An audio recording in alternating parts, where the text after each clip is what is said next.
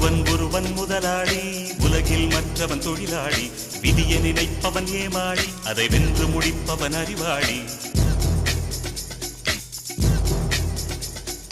ஒருவன் முதலாளி, உலகில் மற்றவன் தொழிலாளி. விதியை நினைப்பவன் ஏமாளி, அதை வென்று முடிப்பவன் அறிவாளி. பூமியை வெல்ல ஆயுதம் எதற்கு, பூப்பறிக்க கோடரி எதற்கு, பொன்னோ பொருளோ பொற்களம் எதற்கு, ஆசை துறந்தால் அகிலம் உனக்கு.